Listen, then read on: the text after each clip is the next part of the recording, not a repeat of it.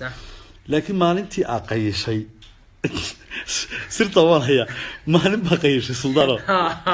ما أنتها محاك راعي اليوم ما قيليه حرير بان إسيه مالك ويقول قصبي isagina ma qulina kadu ku qasbaya madaxtooyada joogo gaari igu soo doonay isagoo macmuus qaba oo mirqaansan waan xasuustaa wallahi maalinkaas isiye xariir caadu ku galeeya maalinkaas xaga raacay wallahi waxba iga raacay intaan mirqaamo oo dhididka aan ka usayray madarka yaa wada muxubba noqdo horta jacayl ba igu soo degay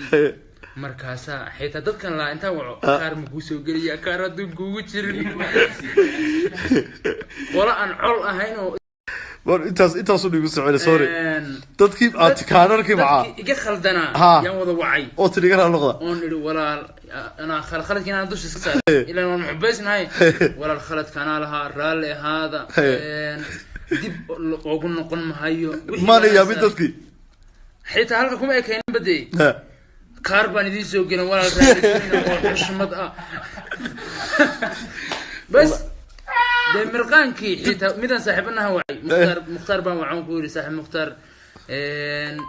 بوسك ومدحوينه اسيه غرغو iga dhisay qaado walaal macaan maxamed adduunka teeda waxa u baahatay soo sheego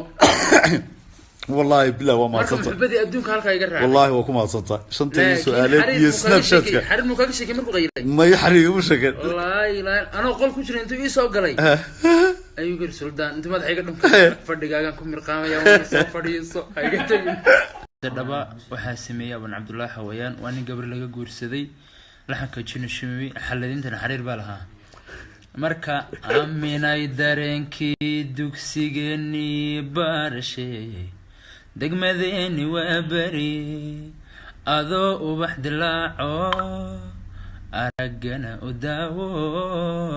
dumar ugu nasiihi badan waalidku dadaalo